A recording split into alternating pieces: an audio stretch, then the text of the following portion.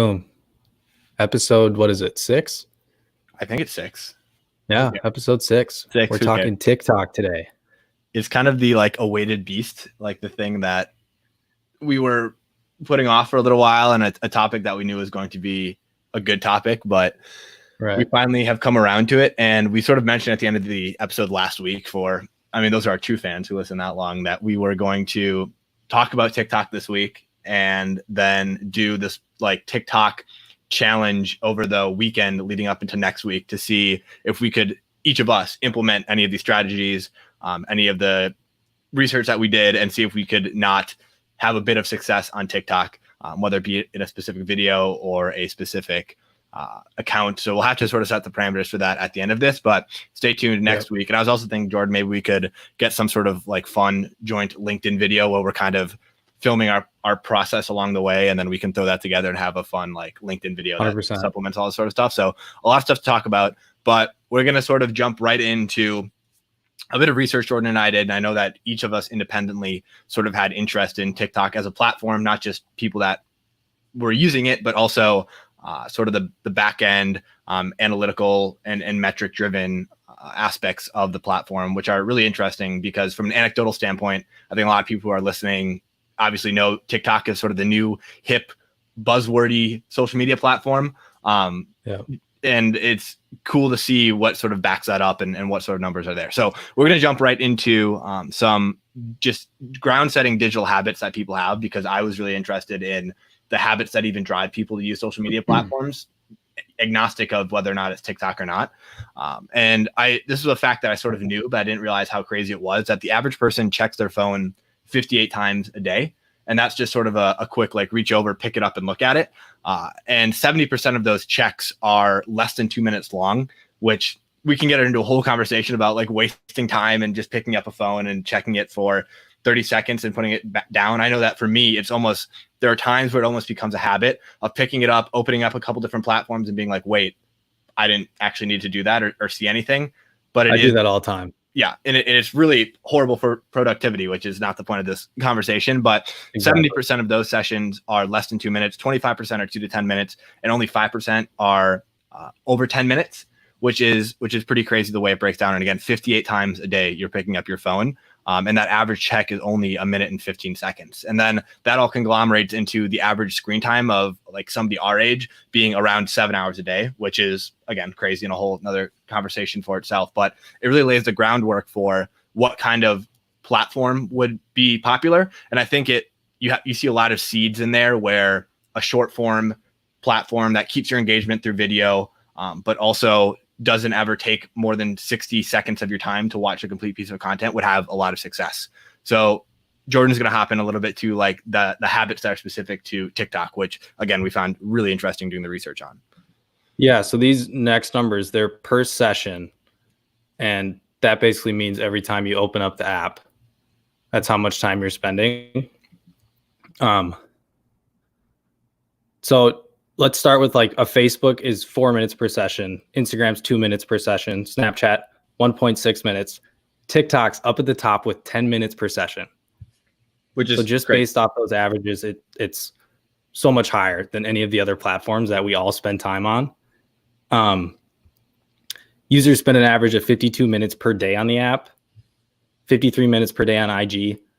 And I was actually looking at these numbers and thinking about it. That makes a lot of sense for, I guess, how I surf social media. I'm checking Instagram more, but when I sit down to watch TikTok, it's I'm watching TikTok, man. I'm going to sit there for a while. It's just super interesting because, again, it's a short form video content platform. So it sort of should be closer to Instagram. And I think the session times are super interesting.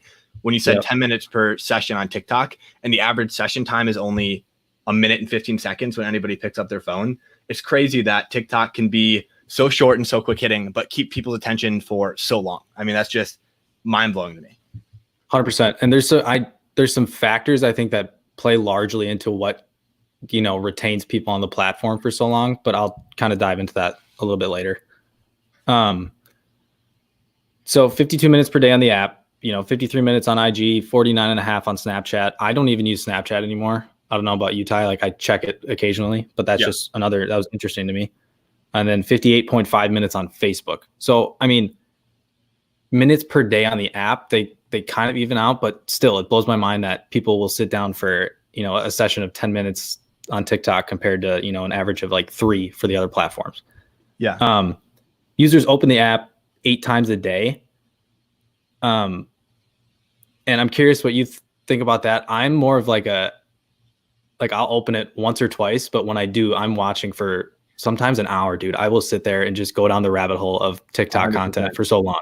Yeah. And for me, and those numbers don't all line up because we got our numbers from a few different sources. So if you're doing the math at home, 52 minutes a day at opening 8 times a day, that session time's only about 6.5 minutes, where TikTok has sort of stated that their average session time is 10 minutes. And both of those numbers are above the average for any other platform. But again, that's kind of where you get the conflicting sources. But to your point, I think for me, I've especially recently, like within this past quarantine time, have gotten a ton of TikTok sent to me. So whether they're being texted to me or, DM'd to me or different stuff like that, I'll open it up and maybe watch one of those. And then you got to avoid being sucked all the way back into scrolling. But for me, it probably could be around 8 times where, a friend or a girlfriend sends me a TikTok that I'm just going to watch one time and then get off of it. But I totally agree with your point of, for me, it's like, it's a session. Like when I'm going to sit down, I'm like, oh, I'm going to watch TikTok now. And the whole trope of like, you just get sucked down that rabbit hole and all of a sudden you look up and it's 30 minutes later and you're like, oh my God, I was just watching TikToks for 30 minutes, but you're 100% Absolutely. Right. And then this last number, which it absolutely blows my mind. It's 50% of users use it to upload videos. Yeah. Which honestly, I started out as I just would watch TikTok.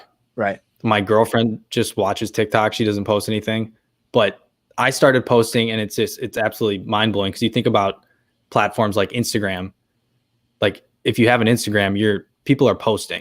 The only people that don't post, it's like maybe my grandma who has an Instagram account, she'll just use it to see what Jordan's up to or something. But yeah, so that 50% of users use it to upload videos, that blows my mind. Yeah. And I also thought it was interesting from like a different perspective that upwards, like that seemed like a high number to me almost, because you're right that there are a lot of platforms. And I really think it depends on platforms. Like on Twitter, I don't tweet a lot, but I'm on Twitter checking news and different stuff like that. So I think it definitely varies per platform, but that 50% of users, anecdotally, at least, I've seen more people that I know in my social circles, like being more comfortable with posting to TikTok and kind of seeing it as just a fun, throwaway platform that you just kind of have fun with. And you don't worry about how many followers you have. It's not so much like Instagram where it's like, oh, how many followers do I have? How many likes do I get? It's like, let's just throw it out there. It's something fun we do on a Friday night if we have nothing to do. Like, let's learn a TikTok dance or do something like that. And just kind of do it that way. And for me, it seems like it's become more socially acceptable, or people have become more comfortable just doing that and not so concerned about what people think. Because I think on a lot of platforms, there is this pressure of making every post a good one, like especially Instagram, which is kind of the one that dominates it all. Like if it's not an Instagram worthy picture, like, are you going to post it? Are you going to, what are you going to do with it? So it's kind of cool to see that upwards of 50% of people, to sort of take the counterpoint to what you just said, are willing to post on TikTok right now. Yeah. And I think that's awesome, because I'm a big fan of just people creating somehow. And I hate when people won't create something because they're scared of how they'll be judged on Instagram or another social platform. And just like you said, this has given people an opportunity just to be silly and just make random pieces of funny content or whatever it may be, and just kind of get out of their comfort zone a little bit. And so I think it's been, even for me, it's been beneficial in that sense, where I can just start posting stuff that I won't necessarily post on Instagram or Facebook or LinkedIn, but it's just another platform for me. Yeah. TikTok is almost like everybody's dirty little secret, where everyone doesn't know. Nobody wants to let anybody else know that they have a TikTok, but everybody sort of has one and stuff like that. And I think now it's like finally become, and what a time for them to see their boom while everybody's at home and looking for some form of entertainment. But all of a sudden it's like, bam, everybody's on TikTok. And I love to think back to like last year, and we talked about it with 5-Star, where I source my content, but I was on TikTok in January of 2019. And good Lord, if I would ever open my mouth and say that I was on TikTok in January of last year, right? That's like, like what are you doing? But now it's, everybody's coming around to it, which is really funny. Yeah. So that's so funny. Yeah. So I want to fire through this section a little bit. These were just some really interesting statistics in terms of how TikTok is set up And I think the most interesting point that I have taken away from, the founding of TikTok and how it's grown and evolved across the globe, because it is a global brand and company and used app, is that it's not this like Euro-centered or quote Western world centered app where you think about a lot of the social media that we use, especially in the States, where it's Twitter and Instagram and Facebook. And these are all companies that were founded in this country. And so a lot of the politics on the platform and a lot of the features that are set up are curated for people that live in America or English speakers or different things like that. Only recently have these platforms instituted like a translate button where you could even translate what the caption said into a different language. So it's interesting to see a platform like TikTok, or what started as Musical.ly, one that started in like the Southeastern Asian Pacific. Both of the platforms are founded in China, where it's curating to those countries and cultures that are a lot different than the ones that we have here in like the Western Hemisphere. So that was really interesting to me. A lot of people know that TikTok started as Musical.ly, which was founded in China, and then it was bought out by the company that now owns TikTok, which is called ByteDance, for $1 billion, which honestly to me seems like a really high price tag for something that we'd never heard of here in America. Like in terms of like even 9 months ago, like people were like $1 billion for this app. But that just goes to show you that there's literally an entire half of the world where, innovation and user bases are being grown, where, I think oftentimes, and I'm just speaking for myself, I suppose, that we have such a Eurocentric or an American centric view of what entertainment is and of what innovation is. And we're really big exporters of a lot of that stuff. But all of a sudden, when there's an app like TikTok or the Chinese version, which is Douyin, when those gain popularity and all of a sudden these have user bases of a couple 100 million and they haven't even reached our shores yet, that's just so hard for us to comprehend. And right now we're being adopters of an exported technology and really of an exported subculture, which I found really, really interesting because like I said, in terms of Instagram and Twitter and Facebook, we've always been the ones sending those out to the world. And now all of a sudden we're receiving something that I think we were kind of late adopters to. And it's really just a good reminder that there's a lot more audience out there than what is, in these 50 states. And that's really evident in terms of the user base of TikTok. They had 1 billion. I mean, that's just crazy in itself. 1 billion downloads from the App Store and 1.5 billion downloads from the Google Play Store. But almost 500 million of those downloads were from India. Another almost 200 million downloads were from China, and only 123 million were from the United States. So well over, 50% of the downloads from the App Store, let's say, were from outside of this country. And it's just so crazy to me. Again, a great reminder that there are audiences that are span worldwide. And I think we just often have this view of like, hey, it was made in America. This audience is only reaching America, like all this sort of stuff. And there's just such a wider breadth of reach out there, which is really crazy to me. Yeah, that absolutely blows my mind. The 466 million just from India. Yeah, it still just blows my mind. Have we seen this before with this social media app? Because I think this is. Yeah, I don't know. And I don't want to speak starting overseas and then, having it come here and blow up. But I don't know. I don't want to speak too much on it because I really don't know. Like I could sound really ignorant to it. Like obviously I know Instagram and Facebook and Twitter, those are pretty famous founding stories. I know that those all happened here. Same thing with Snapchat, like a lot of the platforms that we use. But again, I don't know. And I'm always curious to look at, these will pop up every now and again, like just platforms with the largest user bases. And what you think, like Facebook is up there because they've done a pretty good job diversifying across the globe. But like platforms like Snapchat, like they're not even that high up. It's like things that we find is such a mainstay on our home screens are not even up there. Right. And I know like the one that always surprises me is WhatsApp, which is really popular in China specifically. And it's one that we don't really use a whole lot here in the United States. And it's just like I said, a great reminder that there are just wider reaching influences than what we create here. And to answer your question, Jordan, I couldn't really think of one off the top of my head, but I'm sure there are ones out there. And this has really opened my eyes to maybe go look for what those are because they're really, really interesting. I actually got into a rabbit hole the other day, though, of like Douyin or Douyin. I don't really know how to say it. Forgive me. But that's just literally the Chinese version of TikTok. And there's some really interesting like political implications of like this soft core propaganda that's perforating through American TikTok, and then this like really hardcore propaganda that China is pushing through their own version. And there's, like really interesting like socio-political implications. But again, when you have a platform with that kind of reach, it's there's a lot of power behind it that, of course, something like a government might want to use. So, oh, for sure, 100%. Do you want to touch on this diagram quick? Mm-hmm. You can probably speak to it better than I can. Yeah. So if you want to pull it up, yep.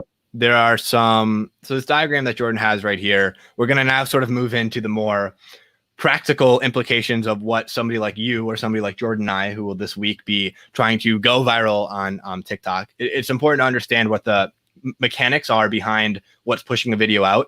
And I've done a video like this on just general social media trends, and this is a really well-made diagram, and one that really mirrors what I've sort of been talking about with a lot of other platforms. So to walk through it, basically, you're going to post a video, obviously, and it's going to be pushed to an initial set of viewers. And let's call that 100 viewers, like a really small sample size of viewers.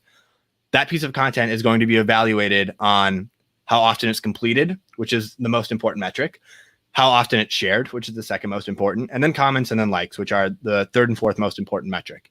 And depending on how often all of those things happen, it's going to be given a score, essentially, which they call the rating ratio.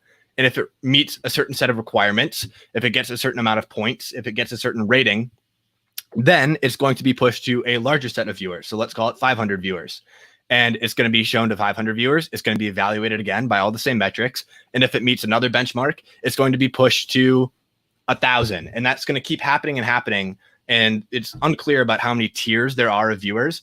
But all of a sudden, if it meets a certain requirement, it's going to be pushed to everybody, essentially. So that's kind of when you get to that explore page level of virality, where you met the criteria for the first couple of benchmarks when it was shown to a smaller set of people, and then you get to be shown on the For You page if your TikTok keeps scoring high in the area of, again, completion ratio. So how often your video is completed. Another important metric within that is how often it's watched back. And then shares, how many times it's sent to other people, obviously, and then likes and comments sort of being lesser important metrics. But again, vanity metrics that we all kind of care about. And I thought an interesting point about TikTok, and this sort of goes to the youngness of the platform, is that there isn't really a great way for people who work in marketing or even influencers to access data. The API of the platform is really quite closed. So there isn't great data for people to see what is successful and what's not successful. And on TikTok, you can see how many shares and likes and comments a post gets. But again, those are all vanity metrics. And so it's really, it's really hard for marketers to direct campaigns based off of just those metrics, which leads me to believe there's sort of an influencer bubble on TikTok, which is a whole nother conversation. But it's really interesting that a lot of creators and a lot of brands are putting a ton of weight into things like likes and comments and shares, when there are more important metrics. But unfortunately, those just aren't accessible to third parties when a marketer, for instance, is trying to build out a campaign. So a lot of really interesting implications on a business side of things, but we are focusing on obviously just trying to go viral first.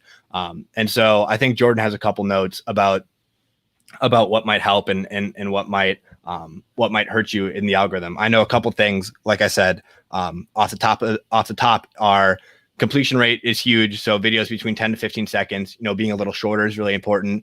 Having seamless loops. If you guys are users of TikTok, people always try to create the perfect loop for it. Yep. Where they keep trying to get you to watch till the end, and then the video restarts and it's hard to see where that cut was. Yep. The video with the teaser, like Jordan just mentioned, like if you put like a wait for it, or like the reaction at the end is crazy, or different stuff like that, that obviously will help. Different stuff like that. And obviously different things like trending music and hashtags and asking questions and, building a community are all kind of airy suggestions. I thought it was interesting to only post once or twice a day, which is a little different than a lot of platforms, but I suppose there's a level of fatigue. I often come from the school of thought on social media where posting is like buying lottery tickets, where the more you post, the better chance that you have. And that it is quite rare that you'll maybe get a fatigue, because the goal isn't necessarily to reach your followers, it's to reach new followers. So that's especially true for TikTok, where, yeah, sure, you're probably going to have followers, but a lot of people that use a platform are going to be scrolling through the For You page. And the more content you put out, the more likely you're going to be put on the For You page. So maybe that isn't quite a great suggestion, but that's what some of the research said. And then there's some ideal posting times of 6 p.m. and noon, wherever you live. So those are maybe some things to adhere by. But I know, Jordan, you have a couple things as well. Yeah, and this is what I've seen, I guess, personally and in some research, but it's the concept of seeing a trend and then putting your own spin on it. Because if you scroll through the For You page or whatever, if you start following people, there's going to be certain trends, whether it's to a certain popular song that people are using, but there's going to be some trend that's happening. There's usually multiple. But if you're able to put a certain twist on it within your target market or your niche. So for example, if I was to put a twist on, something related to photography or videography and put some kind of twist with a certain song, like that's already going to perform better because A, it's a trend, and B, it's going to be, targeted toward my niche market, which there's going to get greater engagement because my followers are probably interested in that because they followed my page because I post a lot of videography and photography tips or whatever it may be. But seeing a trend and putting your own spin on it, don't necessarily like people copy and whatnot. That's not always the best. There's a lot of lowbrow content on TikTok, unfortunately. Yes. And I do think it's important to, stick to a niche, like find something that either, engage well with the followers or potential followers, and then almost stick to that because you see people on TikTok, when they start to, sway away from what they typically do, it doesn't perform as well. And for example, there's a guy, I'm sure you've maybe seen him on TikTok, but he's trading up. He had like a piece of paper and wrote simp on it, and he's trying to trade it up to like a Tesla or something. Okay. And he's like, has just been posting updates about that. And those get like 3 million views every single time. Mm-hmm. But then he's like also trying to kind of post like these funny bits, and they just don't perform well. And people like comment like stick to the simp updates and stuff like that. But I mean, that's like an extreme example, but I do think it's important to, have a niche and stick to it. Another thing that's interesting is the duet feature, where you can duet with whether it be a popular video. Yeah.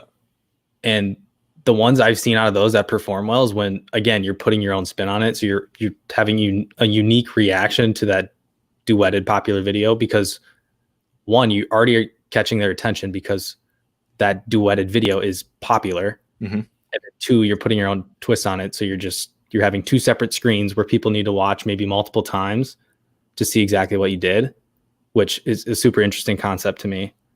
And then lastly, once you build like a following, like go into TikTok and check those analytics and see when your followers are, on TikTok. Cause I looked today and I think most of mine are active from like 4 to 10 PM. Yeah. And that kind of aligns with that, that sweet spot where you said it was like noon and 6 PM. Mm-hmm. But seeing those times and just kind of trying to post in those sweet spots. And I think that could be beneficial too, for at least growing or trying to go viral. Yeah. No, and I know that a big thing within the research that I did was a lot of these metrics are unfortunately impacted by how many followers you have and how previous videos that you've done have done. And so that is going to impact our challenge a little bit. And I know that Jordan already has a TikTok with, I just checked, 252 followers. So, and I was thinking, cause I don't really have one that like, I have one that I kind of just use to play around and do like dumb things with my friends after I've had a couple of beers on a Friday night. And so I think I'm going to start a new one and take a little bit of a different approach to it because I know I'm not going to get famous for my dancing skills on TikTok. But Jordan already has a wealth of content. So I'm going to have to do a bit of catching up. And I guess we'll have to probably set some parameters that make it a little bit more fair. But in any case, right. I think, go ahead. I'm interested in, just to stay on the topic of the contest we're having. Yes. I'm interested in like what kind of route I'm going to take because a lot of my content is just behind the scenes or random tips and stuff for, filmmaking and photography. But I have this cute puppy right here. I might try to use her, Hey, see if she can get some views for me, but I don't know, man. No, I think we can talk a little bit about it. So I think we're going to do this challenge from, let's say, starting tomorrow. So it's June 11th right now on a Thursday, and tomorrow on June 12th, we'll carry it all the way over until next Wednesday, let's say. So like before the day that we record the next episode. So it'll be a little less than a week. But yeah, I think anything is fair game. And I don't think we'll be able to judge, in terms of number of followers. Maybe we can do like net followers. So like how many that you gain or something like that, or total number of, we can even just do like how many likes you get on aggregate from now until then on the videos, because that is something that you can see as well. And we don't have to set these parameters right now. We can just kind of see like going later, like how many net followers that we gained, and then some likes, and at the end of the day, we're just trying to learn some things about what works and what doesn't work. So there's going to be a lot of anecdotal discussion about what worked for us. But hey, if you got to use that puppy, go ahead and use the puppy. I might have to have my parents send me we just got a new dog as well, so I might have to have them send some videos. But yeah, what sort of direction do you think you're going to take? Because I think I have a couple ideas in mind of like what works. I think I'll probably stick in a similar niche to what I'm already creating content in, similar to this or LinkedIn or something like that, and just adopt it to the TikTok platform. But have you thought about it at all? No, I 100% have. So what I see a lot of with, I guess, the filmmaking part of TikTok is people finding unique ways to make videos, like with something simple like an iPhone. Yeah. They show behind the scenes of that. So I'm going to try to do one of those and just make a cool ass video with my iPhone and just try to get some sweet cinematic shots and try to keep, people engaged in that. Mm-hmm. And then there's been some trends that I've seen, like with, attractive ladies they use this one song and then they like go all slow-mo, and I was going to do that with my puppy. Okay. Just see, that's like what I'm saying is like you find a trend, but you just, put a little spin on it. I'm going to see if that works. But yeah, I think too, I'm just going to post a lot because I don't think you ever know what's going to kind of take off. I've had videos that I've posted. I think my most viewed was like I went to shoot a 3D property tour, and I just attached my GoPro and I was just walking around with my GoPro. Like I walked to my car, and then I got in the car, started it, got to the house, showed my camera. And just like, as that was happening, I had text written out, like, since the COVID-19 pandemic is happening, people want more 3D tours. And I think just having people read that, like, kept people engaged. I have no idea, but I did not think it would perform well. So it's weird. How many views did it get off the top of your head? Like, did it go like crazy? No, nothing crazy at all. I think it was a little over 1,000. Okay. Yeah. I see a couple of videos have a little over 1,000. Like, I think I'm gonna be climbing a bit of an uphill battle, but I think I don't know. I think it's gonna be a lot of fun, and I think we're totally just like unlocked in terms of parameters. Like we both have access to cameras and editing software, and obviously you're a little bit better than me in those regards. But hopefully I can get you back on a leg up just through my inherent knowledge in different social media platforms, and I'm really excited to see where we can go with this. And maybe Swipe Up Podcast is all of a sudden on everybody's For You page. And at the end of this, it just serves us both. That's another benefit. I didn't even think about that, but that's huge. Yeah. So that's really exciting. Maybe we have to put that in both of our bios just to be, I think we have to, just to be safe. So, okay. Well, that's a lot, and that's fun. And I think maybe what I'll end up doing, maybe I'll make this TikTok and like have it be my personal one. But then if it does well, we can just switch it over to I don't need like 8 million TikToks, so we can just switch it over to like a Swipe Up like that TikTok and stuff like that. But yeah, okay. Well, this is going to be exciting. I totally agree with you in terms of like the just posting more content, because like for you and I who have very small or no followings, it's going to be important. It's going to be much more of that lottery ticket idea and way less of, we don't have really any followers to fatigue. So it's not going to be that big of a deal in terms of posting too much. So it's just going to be a matter of getting stuff out there and really doing it. I like it. It gives me, I think it's funny. I always look for an excuse to make something, which I should just always have the mindset, I Right. just need to be making stuff every day. Right. But, this gives me another excuse to just make a bunch of stuff, which I love doing. So Yeah. I'm fired up. And it's way less, we talked about at the beginning, but like way less pressure. There's not, if it works, it works. It doesn't work, it doesn't work. And you always get that nice little sociological bump of like, oh, I'm just doing it for a challenge anyway. Exactly. It's not like it's the end of the world if it doesn't work out. So awesome. Well, this is very exciting, Jordan. Do we have anything else to talk about in terms of TikTok? We really dove in a lot in terms of the numbers. So I encourage you to maybe go back and listen to this again, maybe take some time or just, take some time and in the show notes, I think I'll be able to link out to, honestly, maybe I'll just create this a shareable document and I'll just toss this document in the link or in the show notes for people that want to see it. For sure. It'll just be a Google Doc that you can view, just look over some numbers. We've kind of, I would encourage people to do their research on their own, but we've kind of compiled it together. So just take a look at it and consider it in terms of how people are using the platform. I talked about it before, but all these platforms, of course, have different strategies to use to game the algorithm and to have success. But every platform sort of has that same goal of keeping people on the platform for longer. And if you can understand the mechanics behind how platforms work, you can better achieve that goal for them and then better gain your following, grow your following, and grow your engagement and stuff like that. So it's really important for a lot of people, sit down, take the time like we just did to really consider what a platform does and how it works. And then I think at the end of the day, people got to be, trying it and using it and posting stuff because that's going to be the best, learning experience, in my opinion.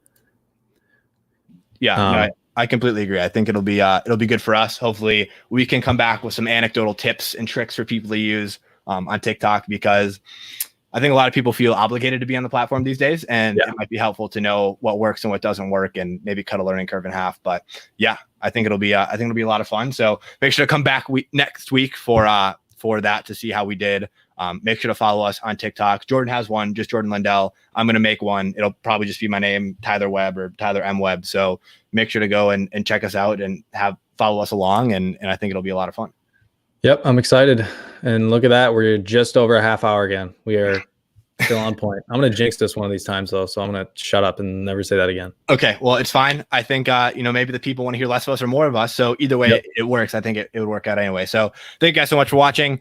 Make sure to go subscribe on YouTube and you can watch these podcasts, which I think will be really helpful. Today, we walked through a flow chart of what happens when your posts get posted on TikTok. So those are often helpful visuals to work through. And then you get to see our beautiful faces and be a little bit more engaged. But of course, we're available wherever you listen to podcasts. Thank you guys so much. We'll be back next week. Take care.